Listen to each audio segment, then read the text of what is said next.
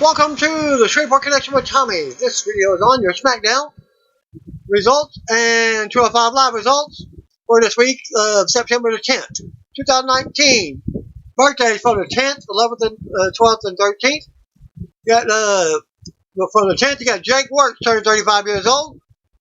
Sarah Logan turned 26. Don Morocco turned 70. Former Hall of Famer Trevor Murdoch turned 39. Former TNA Tag Team Champion of Wrestling Inc. podcast co-host Matt Morgan, the Blueprint, turned 43. And former WWE developmental head Skinner Steve Kern turned 68. September 11th birthday, Paul Heyman he was born in 1965. Sojourner Broke, 1977. September 12th birthday, only have one Road Warrior Animal, 1960. September 13th, Angelina Love, 1981. And Constipated Constable Corbin, Triple C, 1984. NXT Superstars, Kushida and Jordan Miles, currently in New York City, according to PW Insider, possibly making their debuts. Stay tuned for the results. Let's see. No word yet on if Miles or Kushida will be appearing on 205 Live or SmackDown from Madison Square Garden, but it's possible. 205 Live is scheduled to feature Akira Tozawa and Brian Kendrick versus Jack Gallagher and a mystery partner. Speculation is that Gallagher may have recruited someone from the NXT team with him. Miles recently challenged NXT champion Adam Cole, but lost the match. Following his NXT breakout tournament win, Kushida has suffered a few NXT live event losses since debuting in April, but he is undefeated on TV. RVD's last extended run with a major pro wrestling promotion came with WWE in 2014, and he has been mostly working with indies since then. But RVD made his return to a major promotion when he joined Impact Wrestling earlier this year. RVD discussed his Impact deal and what brought him back since leaving in 2013 when he spoke to Wrestling Inc. in a weekly podcast, which can be found at this link here for you. And he spoke, the obvious answer is business. When business is good, I'm always happy to consider it. I have a really good deal from every standard with Impact, and I don't mind talking about it, as it should give them some credibility, said Van Dam. I have a very favorable schedule because I don't want to be on the road all the time. It seems like I'm on the road all the time, but I'm really not. It's just how they do their TV. The reason I'm there is because of the love Impact puts in my pocket, to be honest. Already then talked about how over last 3 years he's been off TV in the States. He's mostly been wrestling overseas, but that's just 10 to 12 matches a year. And he's not priced to be on the market because he doesn't want to wrestle 5 to 6 days a week. He noted that he will be with Impact until January. No more details in that link. WWE and 2K announced today that their new global partnership with the Leukemia and Lymphoma Society will raise money to advance blood cancer research and treatment. In support of WWE 2K20, cover superstar Roman Reigns. WWE 2K will donate $2 up to $500,000 for every retweet of the WWE Games Partnership post, which you can find at the bottom of the post.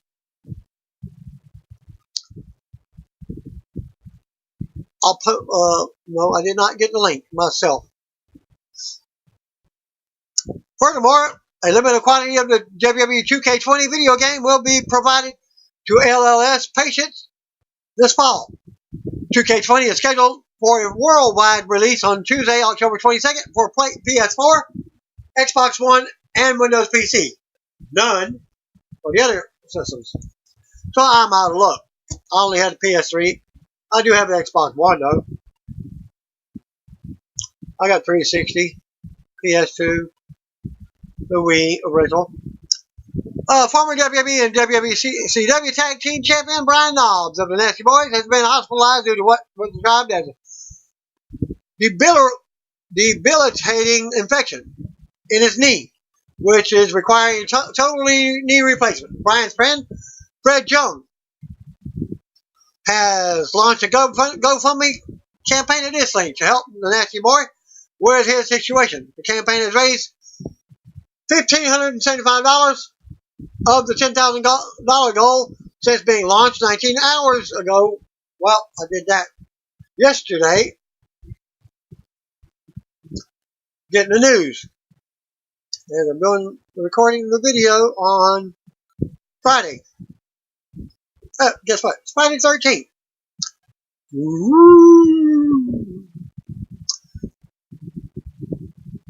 That was 19 hours ago. Update, $3,327 raised of the $10,000 goal. As of this, I haven't checked it. Any more updates. And there was a photo attached. You can go to that link. The Rock and business partner Danny Garcia have announced their new athleticon project. At this link, the convention will run from Wednesday, October 9th through Friday, October 11th, 2020 in Atlanta, Georgia.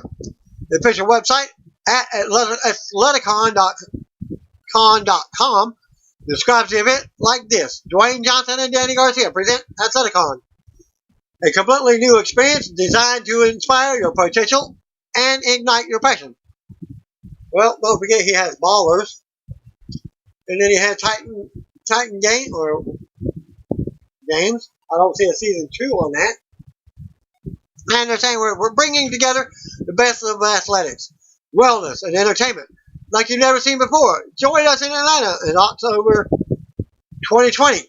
Fitness, wellness, and entertainment are pillars of expression that fuel our focus and inspire our approach to the way we live our lives and run our business.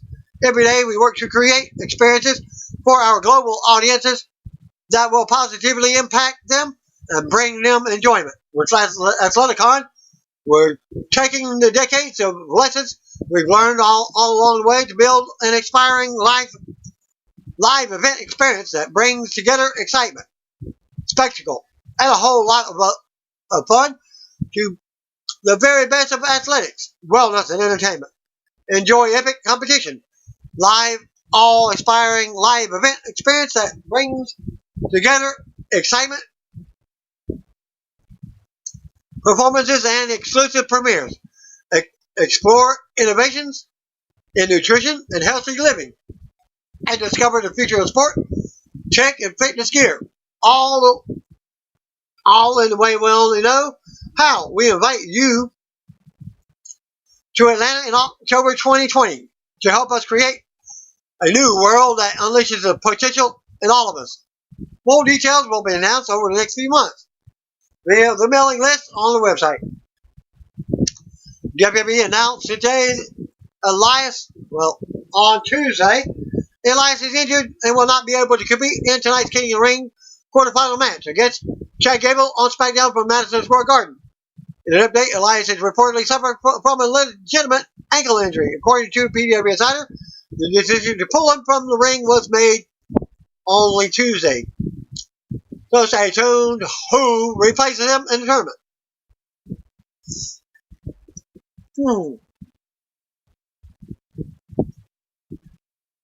SmackDown superstar Asuka recently launched her own YouTube channel at this link, which looks to be focused on gaming. And at the link, this is her second video, Asuka vs. Chair, featuring the Empress trying to put together her AK Racing gaming chair. Speaking of the 2019 King of the Ring tournament, will no longer take place at the Clash of Champions pay-per-view from Charlotte, North Carolina. It was revealed on SmackDown that King of the Ring finals will now take place during Monday's post-Clash of Champions Raw episode from Thompson Bowling Arena in Knoxville, Tennessee. Possible Super Raw. King of the Ring finals will see SmackDown superstar Chad Gable take on Raw superstar Baron Corbin. I just gave you a spoiler from the SmackDown results from later on. Gable defeated Shane McMahon, who replaced the injured Elias in a 2 out of 3 falls match on tonight's SmackDown to advance to the finals. You can hear the results later on in this, as you also hear that special referee Kevin Owens was involved in the match and was fired.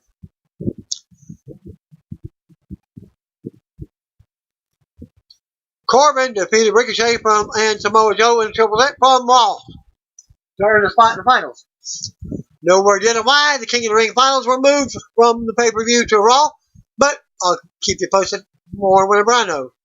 NXT Superstar Dio Madden made his debut on 205 Live commentary team with tonight's episode from Madison Square Garden in New York City. It was announced on tonight's show that Nigel McGuinness has left the 205 Live announce team to work full-time with NXT on Wednesday nights, calling the show with Mauro Ranallo and WWE Hall of Famer Beth Phoenix. This could be part of the WWE's plan for brand exclusivity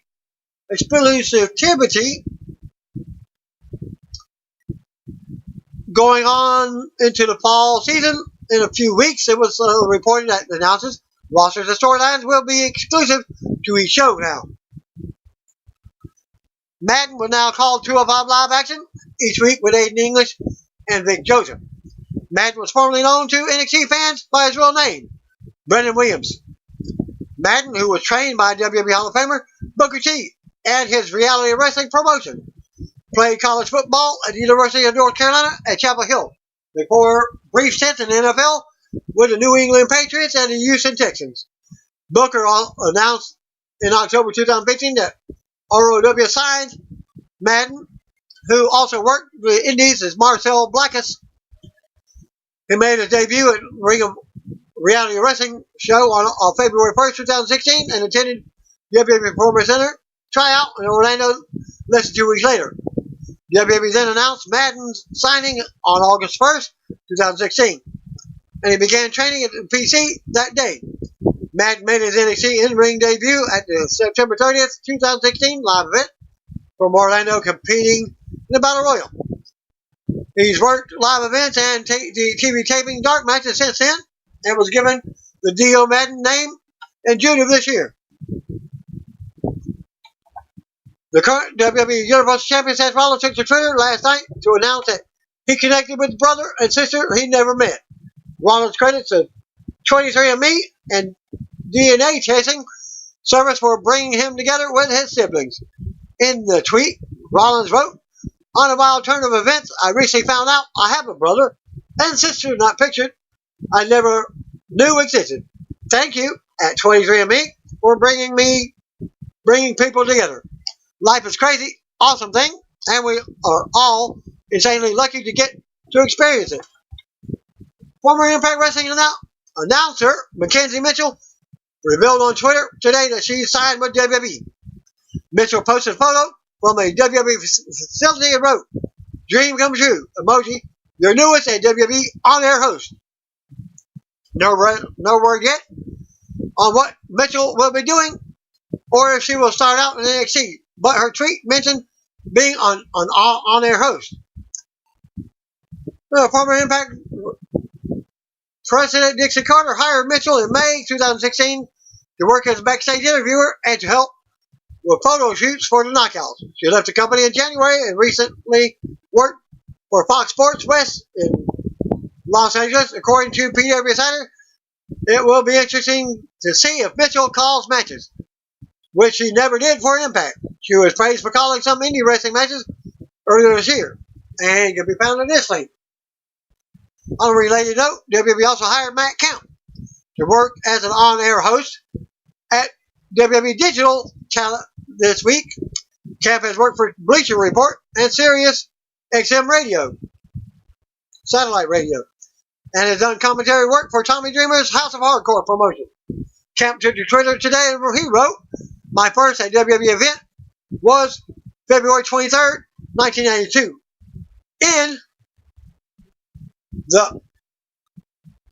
At the Garden, appropriately enough, this is my first week as an on-air host, digital talent for WWE. Thanks to everyone who supported me along the way. Hall of Famer Kurt Angle is now working as full-time producer for the company, according to PW Insider. Angle is working behind the scenes for the Raw brand, which is why he was backstage for this week's TV shows at Madison Square Garden in New York City. Angle, who lost his farewell match to Baron Corbin at WrestleMania 35 earlier this year, he spent the past few weeks, months, shadowing other producers backstage to learn the role. SmackDown superstar Mandy Rose recently spoke to Metro UK at this link and talked about her schedule on the main roster and how hard it is to find time to stay in shape. When you get to the main roster, it changes a little bit because you're more on your own.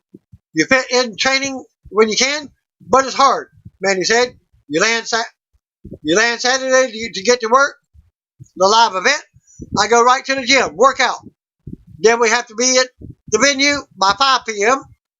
for a 7:30 show. Then you drive to the next city, which you might be 3 or 4 hours away, and you do it all over again. It gets to be tiring, and you want to get sleep instead of get up and go to the gym. So you have to balance your time and go by how you feel. I train 5 to 6 days a week in developmental. You're training in the ring and in the gym. So that's a crazy schedule. One, you get to the main, you're on your own, and you do what you want. We noted how Mandy and Tanya DeVille recently released the 50th episode of their Mandy's Donut YouTube series, which they hunt for the best donuts in the world. Rose talked about the channel and said they're trying to get their own online store going soon. I got to make time for the donuts, and that was fun thing we started doing. Rose laughed.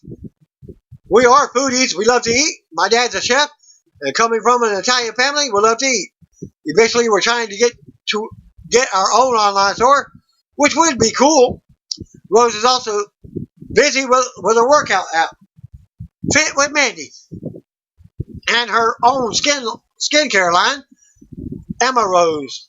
Rose acknowledged how the life of the WWE superstar can be limited and said she needs more layers in her life. Rose also revealed that she wants to start a family and have kids one day. WWE is my priority right now, and it kind of has to be because of how much we're on the road, she said. But building a brand all goes hand in hand. It's kind of just making sure you set yourself up for when it's all over. It's not everlasting. Eventually, I want to start a family and have children, so it's being smart with your money and training and making sure you do have a long, successful career. Plus, injuries happen all the time. You need to make sure you don't have all of your eggs in one basket. Also noted at Russell Votes, WWE is planning to make a significant changes to the announce team when they make other changes for the fall following the SmackDown Fox premiere on Friday, October 4th. It was also noted that there's talk of bringing the two-man booth back. In an update that Russell Votes revealed on Tuesday or Wednesday afternoon, Michael Cole is scheduled to head SmackDown from Raw. He's leaving SmackDown. We're heading to SmackDown and leaving Raw. Vic Joseph then will go to Raw to be the lead announcer there. So, Corey Graves won't be the lead announcer? Sorry about your damn luck. It should be good. It should be noted that these changes with Cole and Joseph are not set in stone. But this is the working idea. Cole's all noted. Cole currently works Raw with Corey Graves when they're young. Joseph is calling to a Vibe Live with Aiden English. And NXT superstar Dio Madden, who made his debut last night to replace Nigel McGuinness, who was headed to NXT full-time to call the Wednesday night USA Network show with Mauro Ranallo and Hall of Famer Beth Phoenix. No word yet on who will work Raw and SmackDown with Joseph and Cole. But the announce team are expected to be exclusive to each brand. Tom Phillips currently leads SmackDown with Graves and Byron Saxton. There's been talk of having Renee be exclusive to SmackDown because she will be hosting the FS1 WWE Studio show on Tuesday nights. Graves could stay on Raw to call the show with Joseph. Also, no word on if 205 Live will be called by just Madden in English each week. Dark match before SmackDown from Madison Square Garden in New York City saw Ali defeat Buddy Murphy.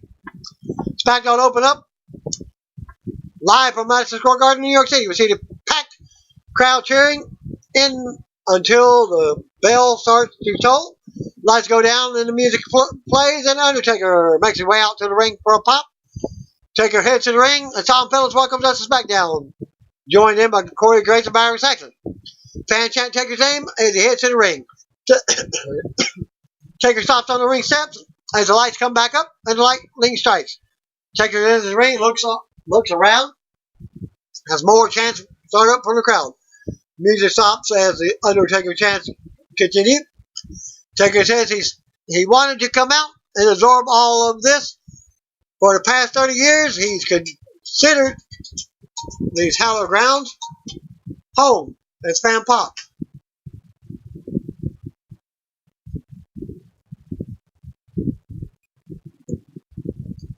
He's headed to the ring. Taker stops on the ring steps as the lights come back up, part as the lightning strikes.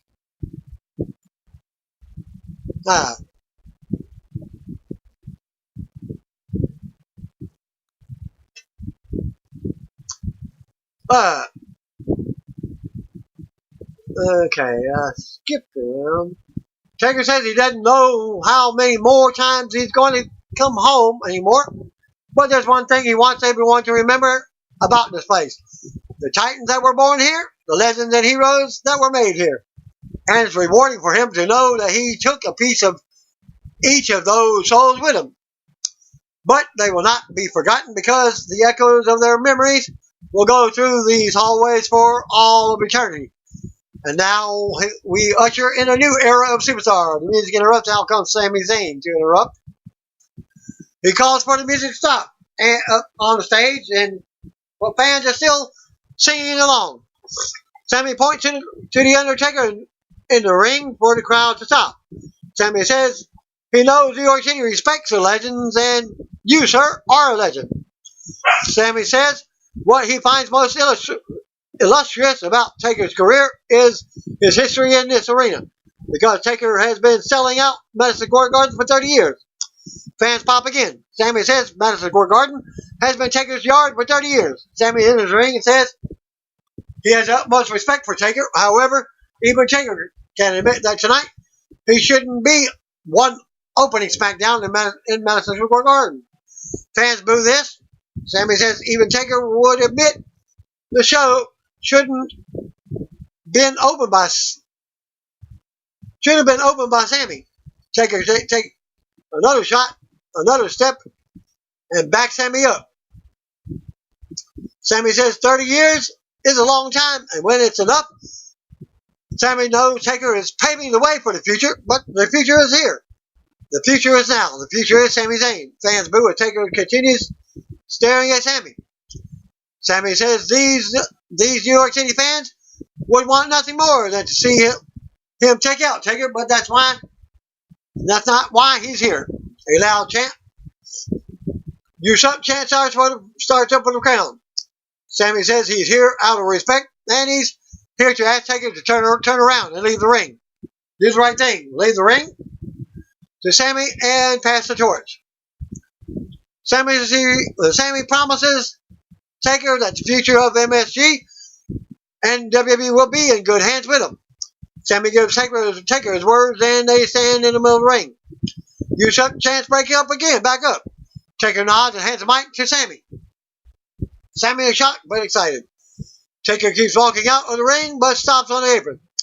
He turns around to see Sami showing off like usual, laughing. Taker returns to the ring and gets at Sami's face. Taker grabs Sami and delivers a big choke slam in the middle of the ring. Taker chants all over Sami as his music starts back up. Taker makes his exit and stops on the ramp to raise his fist. Shane McMahon backstage watching as Taker did. Chad Gable walks in, and Shane calls him Shorty and talks about his King of the Ring performance. Shane brings up Elias being injured and pulled him from the tournament. Gable is assuming that he has a bye and goes right to the finals.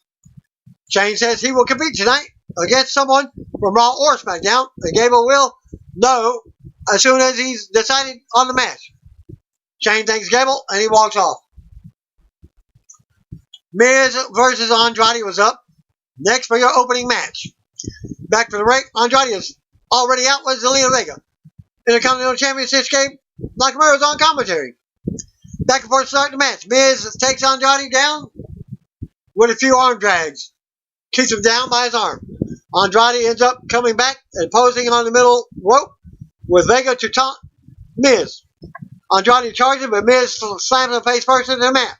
Miz marks Andrade with a pose on the mat. Andrade gets dumped out of the ring to the floor now. Fan chant for Miz.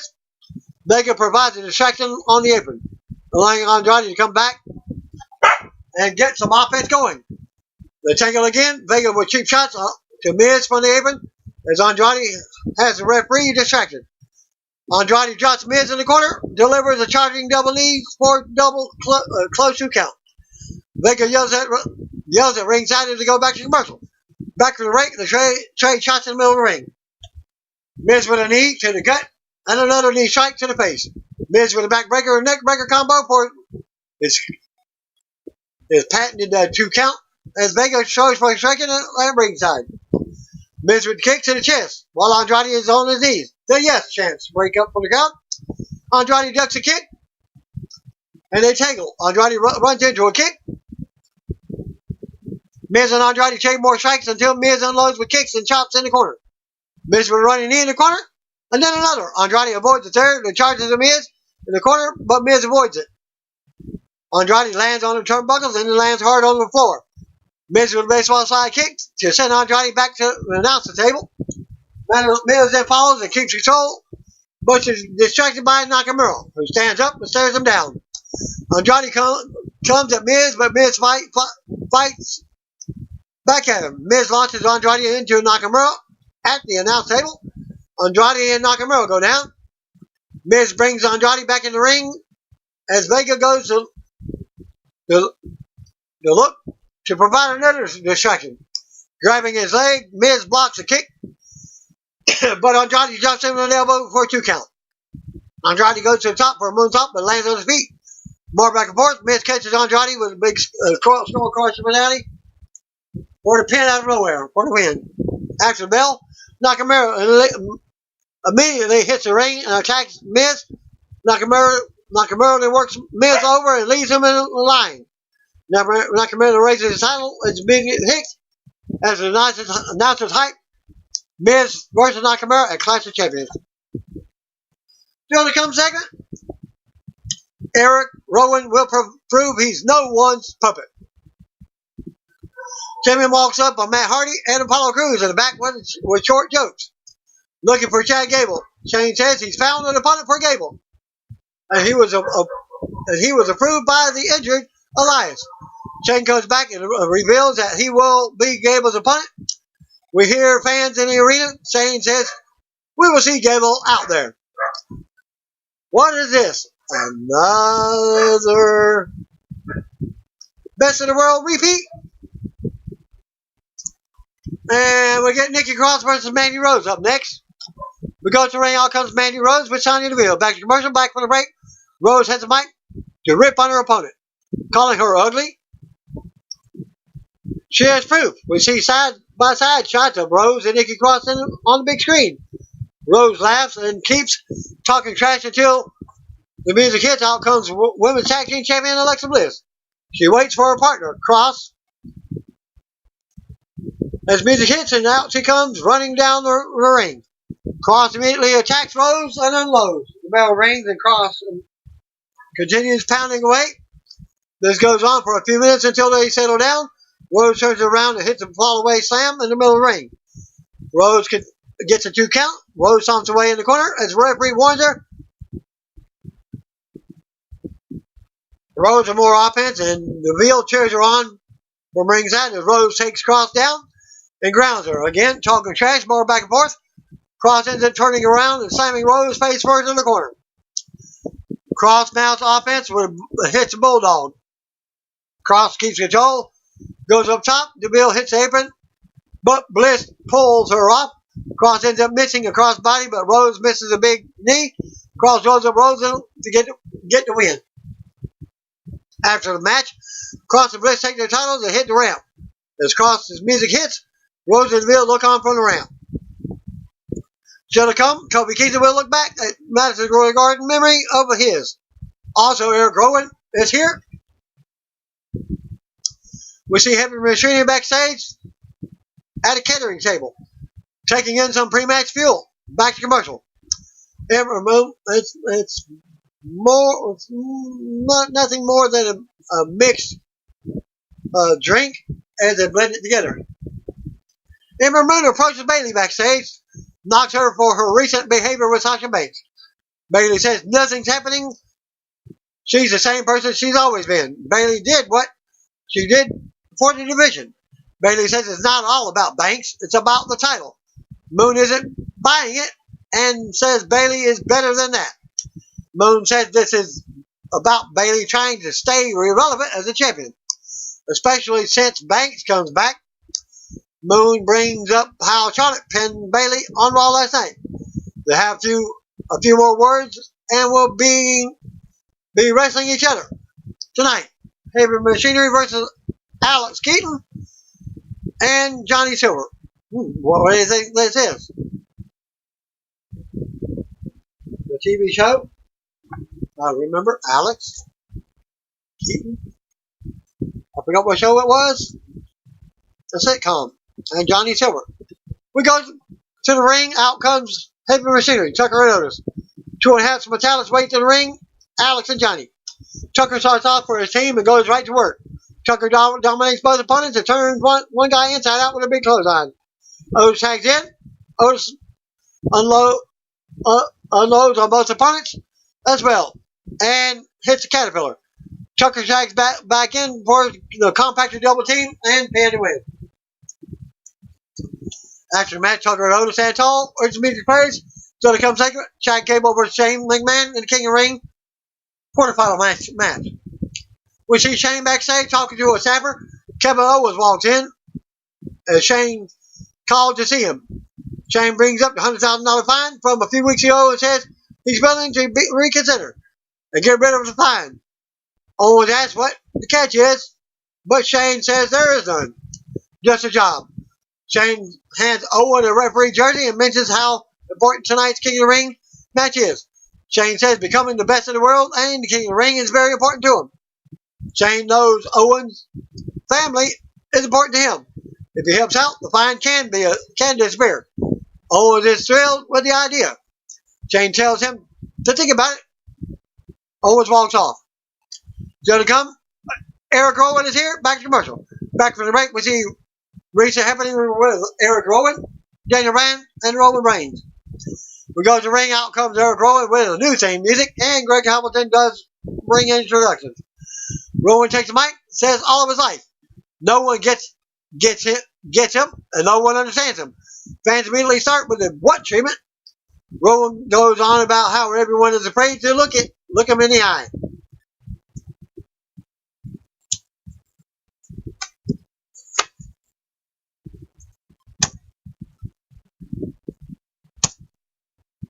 And see what makes him tick. Rowan says he's a mastermind, a manipulator, and a schemer. But all people seem to see is a big brute who terrorizes and brutalizes just how he did to Reigns last week. Music interrupts. Out comes Reigns as Rowan readies for a fight. Reigns hits the ring and immediately hits a Superman punch, sending Rowan out of the ring. Rowan is right back up on his feet. Second round. Reigns runs around the ring for a spear, but Rowan kicks him and then sends him into the barrier. Reigns rocks Rowan and sends him over the barrier into the crowd. They start brawling to the crowd now. They fight back to ringside. area, and Reigns hits another Superman punch. Security and officials run down to keep them apart, but Reigns nails another Superman punch. As Rowan tries to come back over the barrier, Rowan gets up and lifts a fan in the air, then launches him at security, taking them all down. Rowan yells at officials now as they plead with him to back off. He says he has something to say. They back him off, but Rowan runs around the ring, launching himself at Reigns and a few security guards. Rowan stomps on Reigns and drags him up the ramp. Reigns rocks Rowan with a big right hand on the ramp. Reigns drops him. Fans boo as officials back Rowan off of Reigns again. Reigns gets up and nails Rowan with another Superman punch. Reigns rocks Rowan back onto the King of the Ring throne and beats on him. Fan chant for Rowan some more. Rowan grabs one of the long camera arms that hangs in the air and rams it back into Reigns' face and some security. They all go down. Rowan talks trash to Reigns about Sunday as a brief holy crap chant breaks up from the crowd. We see replays and officials checking on Reigns and the security guards. Reigns slowly gets to his feet on the stage and fans cheer him on and chant his name and go to commercial. Back from the break, we see Eric Rowan pacing around backstage, chanting Roman Reigns' name. And now to go over the card for Sunday's Clash of Champions pay-per-view. Bayley versus Ember Moon. Charlotte is already at ringside for commentary. As SmackDown Women's Champion, Bayley comes out for a non-title match. Ember Moon's out next. The bell rings and they go at it. Bayley takes a breather on the outside, but Moon follows. Bayley tosses her on the barrier, but Moon lands on it and rocks her. Bayley knocks her down on top of it, then knees her to the floor. Flair looks on as Reigns keeps control and goes back to commercial. Back from the break, Ember unloads with strikes. Moon drops Bayley and works her over. Bayley fights back and rocks Moon with a knee on the apron. Moon turns around and goes up top. She has to land on her feet from an eclipse attempt. Bayley immediately catches her with a Bayley to belly suplex for the win. Only offense. After the match, Bayley takes a mic and raises it in the air as the music hits. Flair claps at ringside as we go with and walks into the ring. They meet in the middle of the ring and taunt each other. Flair raises her arms and mocks Bayley as the champ backs out of the ring. Flair stands tall and turns to the crowd as the music starts back up. We get recent footage of Randy Orton and Kofi Kingston. Kofi is then shown walking backstage in the hallway of Madison Square Garden back to the commercial. We see Kevin Owens backstage wearing a referee shirt, who doesn't look happy about what's going on. We go to the ring, out comes Kofi Kingston, champion, as New Day music hits. Kofi says it feels good to be back at Madison Square Garden as fans pop. Kofi says this will forever be a special place to him because it's where he stepped up against a top guy to prove he belongs. He whooped Randy Orton's butt all around the ring, all around the building, in the ring, outside the ring, into the walls, and over the barricade. The icing on the cake was when he laid Orton out and put his butt through the table. Kofi goes on and says he beat Orton all around the arena, and fans chanting his name. And when he knew, fans start chanting his name again. Kofi says that's when he knew that one day he would be back at Madison Square Garden and he would be champion. Kofi goes on and shows us footage from 10 years ago on the November 16, 2009 Raw, where he put Orton through a table in the Madison Square Garden crowd.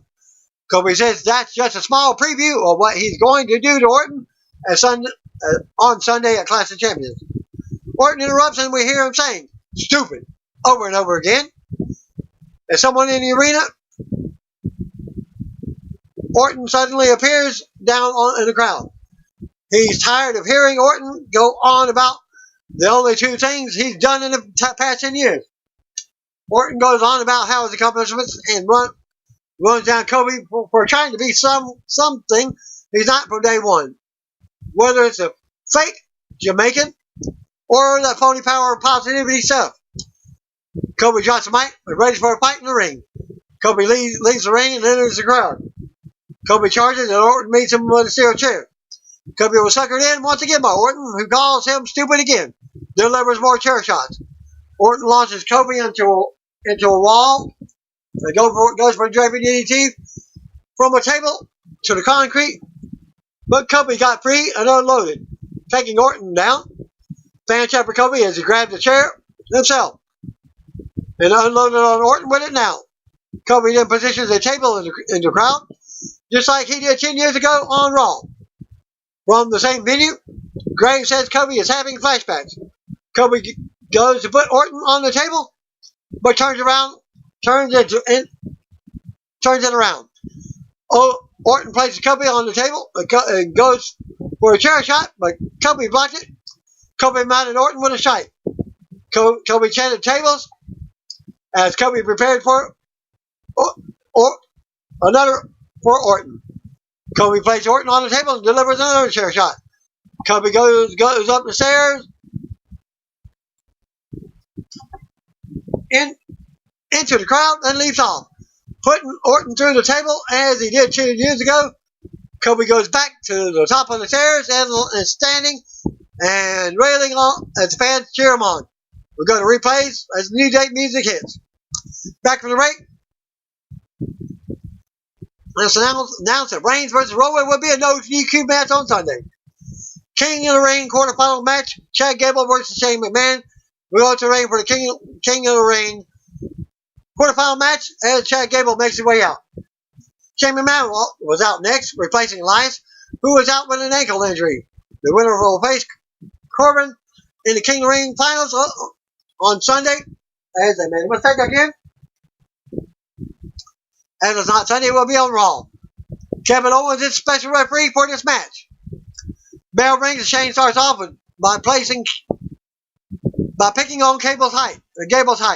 They go at it some. Gable nails a chaos theory on Shane to get an easy pin from Owens. After the match, Gable celebrates and goes to leave. Shane takes the mic and says, "This is now a 2 out of 3 falls match." He has some words with Owens as Gable returns. Fan chant a-hole at Shane. Owens apologizes to Gable at ringside, allowing Shane to attack Gable from behind. Shane slams Gable's face into the announce table over and over again, then into the timekeeper's area. We go back to commercial, 2 out of 3 falls. King of the Ring match. I guess this is also a first ever. Back from the break, we have two falls left. Shane McMahon shows off after Gable barely makes it back into the ring before 10 count from Kevin Owens. Shane works Gable around the ring for a few minutes. Gable turns around and goes for a backside pin, but Owens won't make the pin. Fans boo Owens. Shane recovers and goes for a pin on Gable, which Owens does a fast count for. Shane goes back to beating Gable around. Gable mounts offense and unloads on Shane again. Gable with a spinning neck breaker. Gable goes for the top. Goes up to the top. Nails the moonsault. Holding it for the pin. But Owens counts real slowly. Shane still is barely able to kick out in time. Fans boo Owens, who is clearly conflicted. Gable pleads with Owens and goes back to Shane. Shane comes back with a clothesline to the back of the head. Shane with a TKO and a pin attempt. Owens counts much faster than usual, but Gable still kicks out. Shane brings up a steel chair in the ring, but Owens stops him. They argue, and Shane tells him it's all right. Owens puts the chair out of the ring. Gable catches Shane and drops him in an ankle lock in the middle of the ring. Gable drops down and tightens the hold. Shane finally taps. Owens calls for the match, and Gable is announced the winner. After the bell, Gable's music hits. He celebrates by running around the ring. It's revealed that the King of the Ring finals will take place on Monday Raw instead of Clash of Champions pay-per-view. Gable versus Baron Corbin is confirmed for the finals. Shane ends up attacking Owens from behind, beating him down. Owens destroys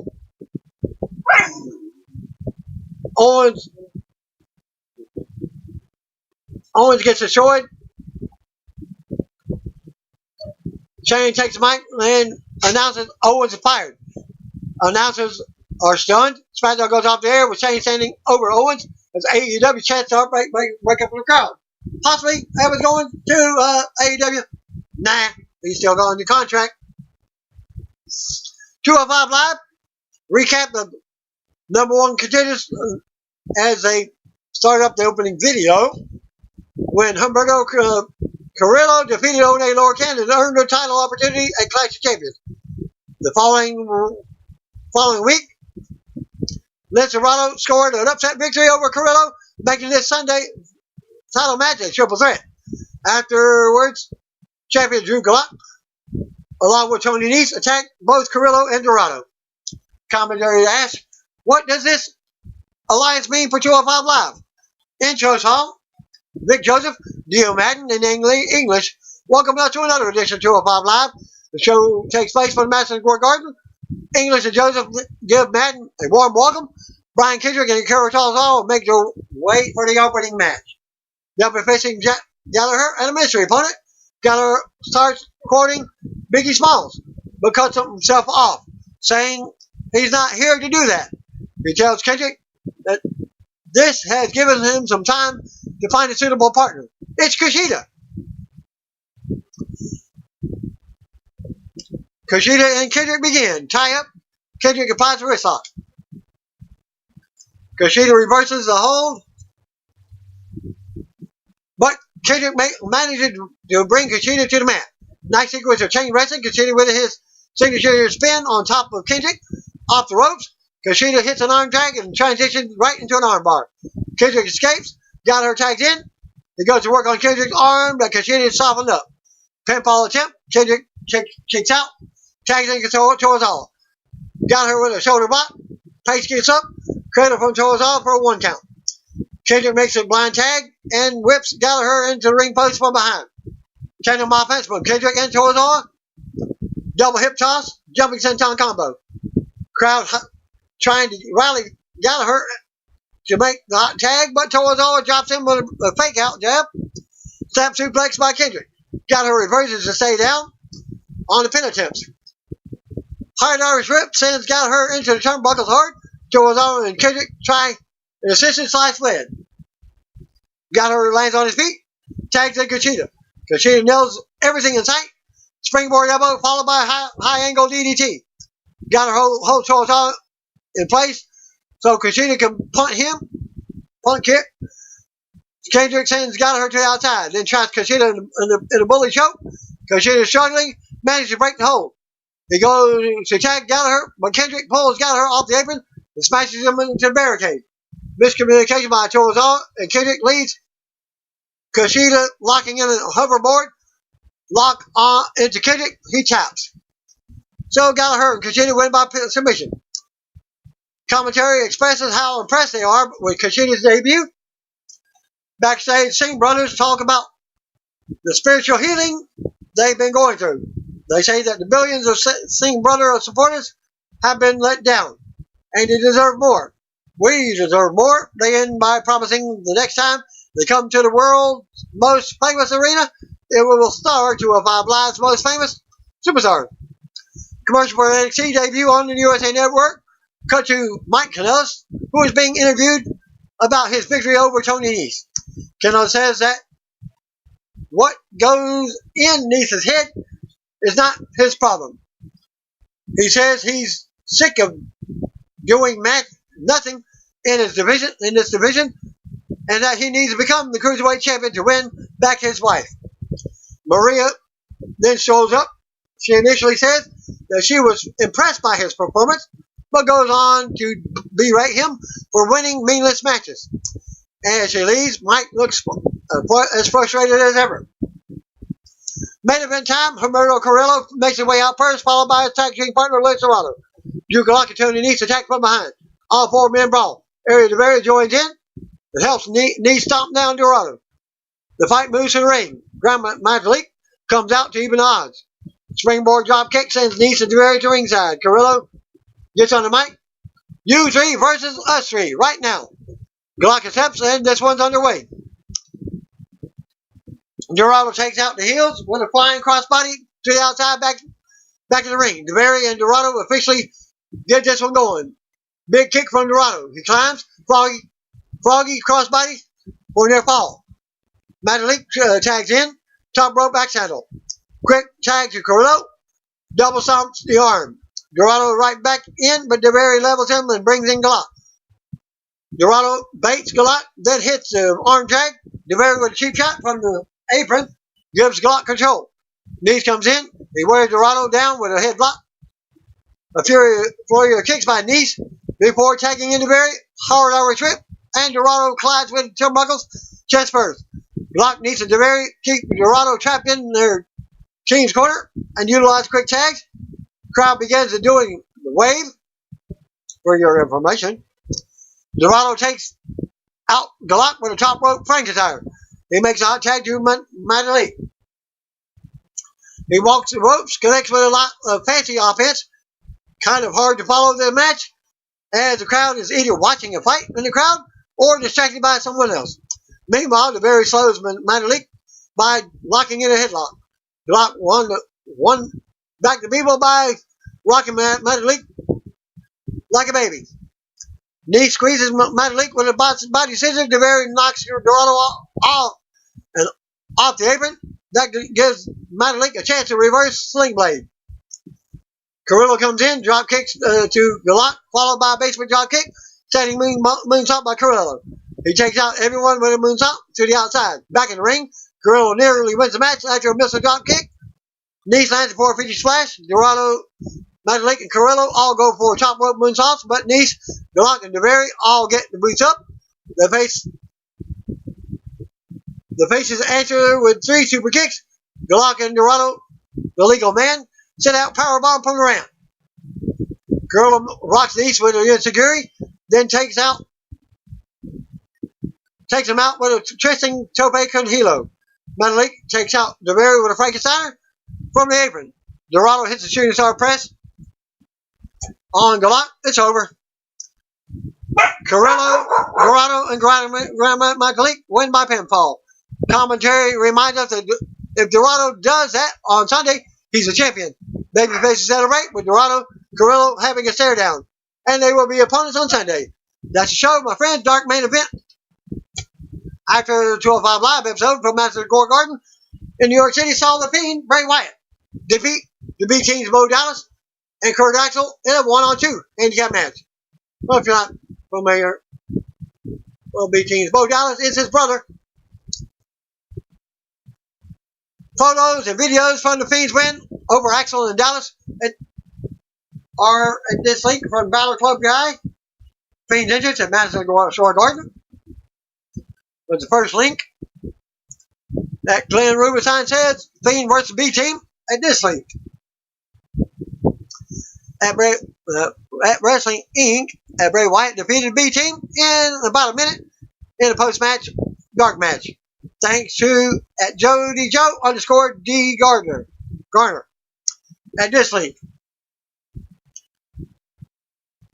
Another one at Everyone Slay I'm Boss at WWE Bray Wyatt. The Fiend is here at the hashtag Madison Square Garden, and you go to that link for you to see it yourself. And the last one, the Fiend makes a quick work of Axel and Bo Dallas after hashtag SD Live, hashtag WWE MSG at this link from at the Tiger Driver. I'll post them all in one link. Well, after all that, Owen took to Twitter after the show and posted a cryptic tweet that seemed to indicate that he may be headed back to NXT instead. He wrote, 14-24-20. Speculation is that each number corresponds to a letter in the alphabet to spell out NXT. They could do a storyline where Owens was fired from SmackDown and Raw, but the ruling doesn't apply to NXT. Owens originally made his WWE debut on the NXT brand back in December 2014. He made his last appearance for Black and Yellow brand on August 2015 and has been a member of the Blue or Red brand ever since. Last night's SmackDown and 205 Live tapings from MSG were not sold out. I know they made a comment it was sold out on Raw, but there was a much smaller crowd than there was from Monday Raw. Announcers, WWE announced during the taping to the live crowd that the post 205 Live Dark main event would feature The Fiend and Bray Wyatt versus the B-Team. But people were leaving.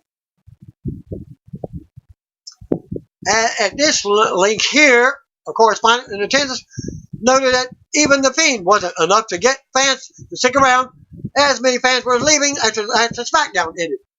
So they didn't even stay for 205 Live. Is a photo of empty seats before The Fiend even came out. Thanks again, peace out.